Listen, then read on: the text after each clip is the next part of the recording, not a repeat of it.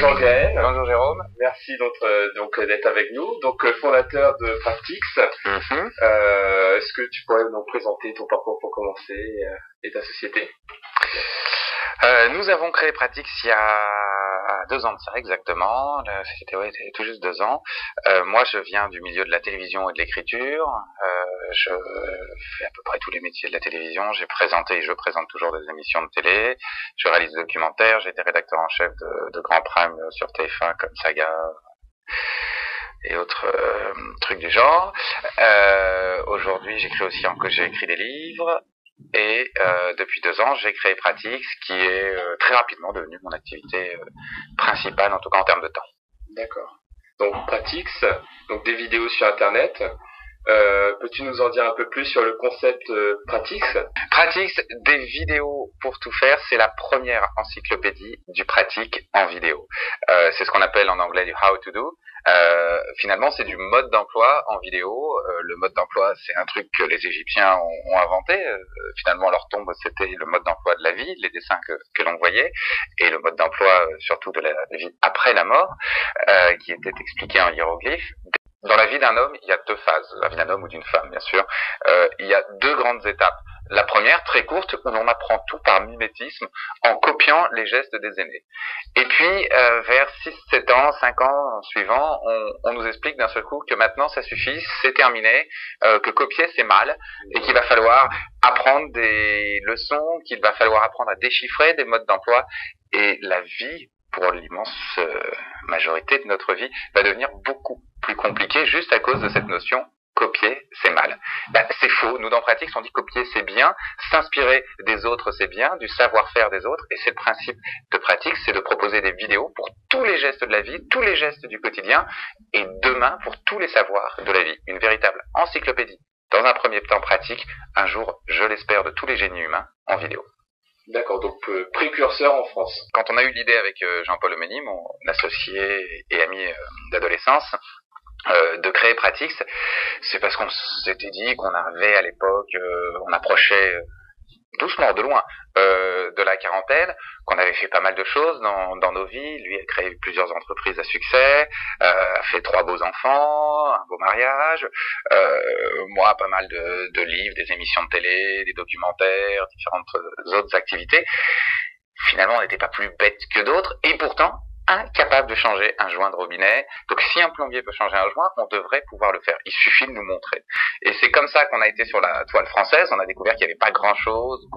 On arrivait toujours à trouver quelque chose, mais il fallait des heures. Si vous alliez sur YouTube pour savoir comment tronçonner un arbre, vous tombiez sur 40 vidéos de gags où le mec finit par se couper un bras ou faire une bêtise, avant de tomber sur une vidéo qui était a priori un mode d'emploi, mais encore on n'est pas sûr qu'elle était véritablement sérieuse.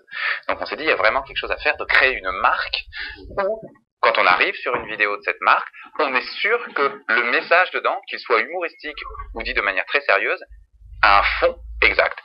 Et on a eu cette idée de Pratix, on s'est très vite mis dans une démarche de benchmark à l'international, et là on a eu la chance de s'apercevoir que ça existait déjà aux États-Unis, qu'il y avait 3-4 sites qui à l'époque, c'était donc il y a 3 ans, quand on a commencé à travailler là-dessus, commençaient à lever beaucoup d'argent d'ailleurs dans ce domaine.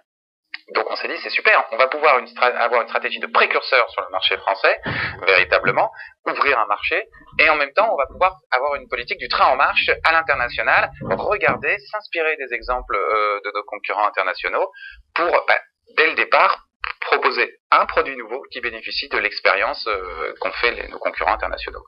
D'accord, donc il y a quand même une crédibilité internationale par rapport à ça, justement. Aujourd'hui, vous avez un groupe américain qui s'appelle Demand Media, qui est là-dessus et sur le texte, mais en tout cas sur le mode d'emploi, qui est valorisé pas loin d'1 milliard de dollars. Oui, on peut imaginer qu'effectivement, il y a un marché. On a beaucoup de gros concurrents internationaux qui ont levé plusieurs dizaines de millions de dollars. Donc, effectivement, il y a une vraie ébullition depuis 2 ans à l'international sur ce secteur, avec des acteurs qui ont grandi très vite, d'autres qui sont déjà tombés, en tout cas en Europe. Sur la France, on n'avait pas encore vendu un truc qu'on avait déjà de nouveau des concurrents qui naissaient. Aujourd'hui, au bout de 2 ans, ça s'est relativement écrémé. On est 2-3 acteurs à peu près sur le marché français. Les internationaux ne se sont pas encore intéressés au marché français. La situation se présente plutôt pas trop mal. D'accord.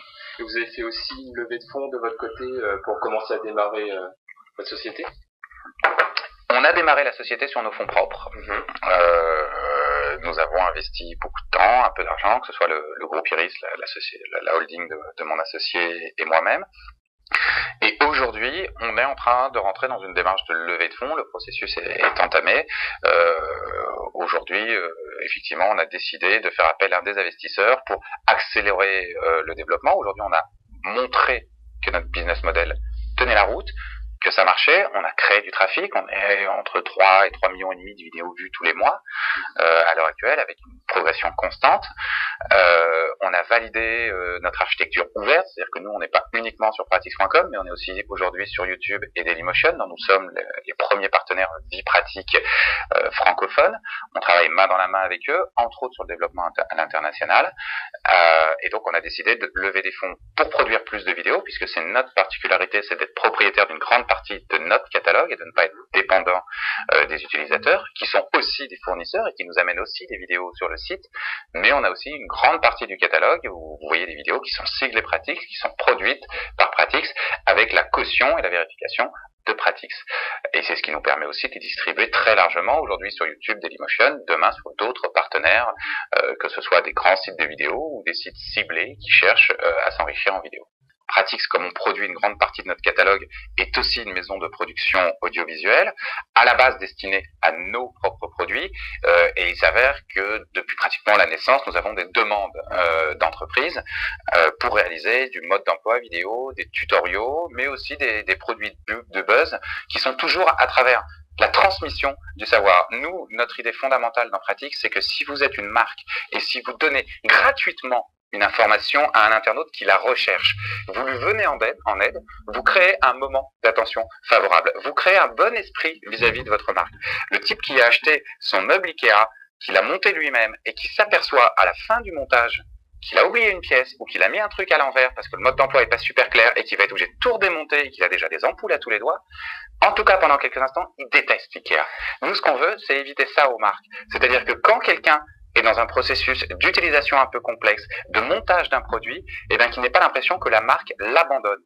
Souvent, on a cette impression, on achète le produit, on regarde le mode d'emploi, on se dit putain, les salauds, ils en ont rien à foutre. Maintenant, j'ai payé, ils s'en foutent de moi, c'est sûr, la prochaine fois, j'achèterai pas la même marque.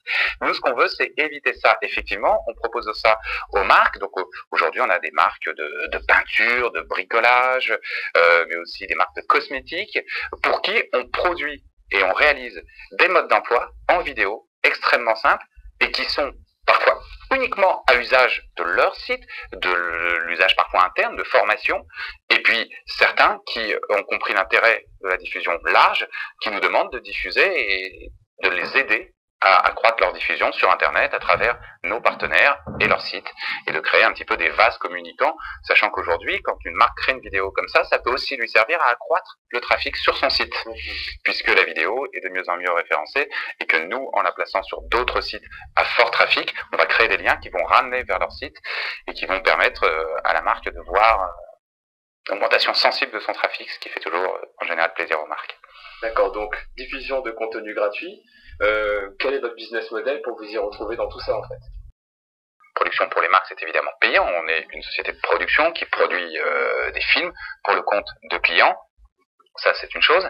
Après, le reste, le business model principal de Pratix, c'est de produire des vidéos les plus pertinentes possibles, pertinentes au regard des annonceurs et des internautes, c'est-à-dire des vidéos qui vont être recherchées et sur lesquelles il va y avoir de la publicité plutôt bien payée par les annonceurs.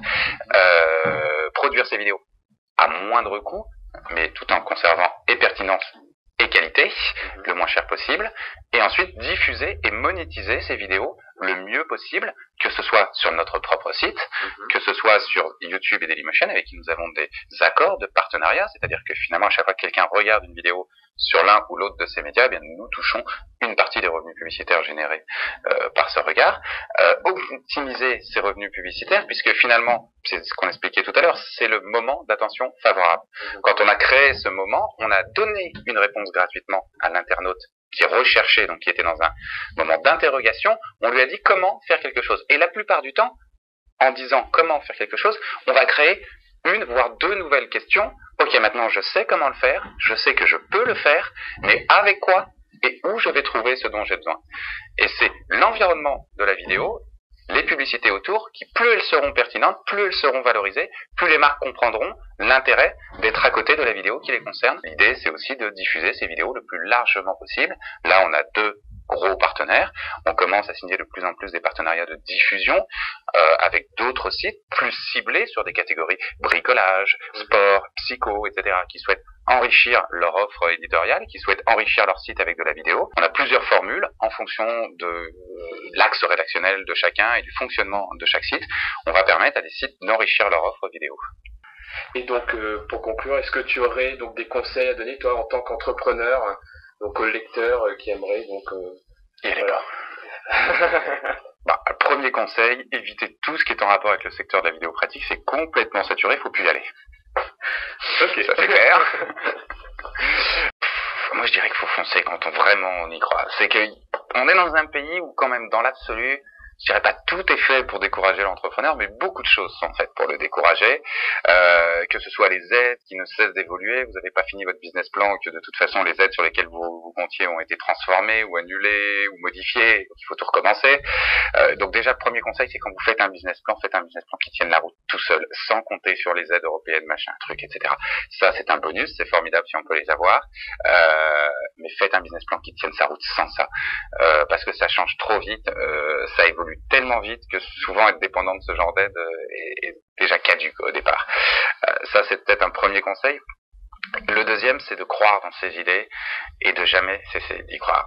Tout en, c'est là que c'est paradoxal, tout en se fixant des deadlines. En disant, voilà, j'ai cet objectif, je crois que mon idée est bonne, mais il y a un moment, il va falloir savoir changer, il va savoir évoluer. Quand on crée une entreprise, on part dans un axe et parfois je crois, il faut être capable de dire, ah, ok, on a une bonne idée, mais il va falloir tourner, il va falloir changer un petit peu, parce que, évidemment, chaque jour, on accumule de l'expérience, et on n'a pas toute cette expérience au moment de la création, et cette expérience, ce contact du terrain, fait qu'on va se rendre compte que parfois, finalement, on est parti sur un modèle qui n'était pas le bon.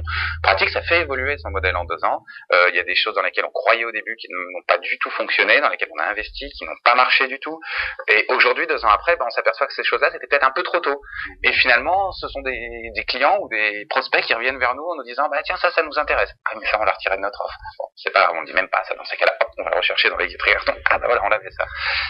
Donc, c'est d'être à la fois persuadé de son idée, y croire jusqu'au bout, parce que c'est pas sûr que les autres vont le faire pour vous, et en même temps être capable de faire évoluer en permanence son modèle et de suivre l'actualité. D'accord, donc être solide et être flexible, en fait. Voilà, le roson ensemble. Merci beaucoup en tout cas. Bonne continuation. Merci Jérôme, bonne chance aussi pour ton blog. Merci et rendez-vous sur pratix.com. PRATIX.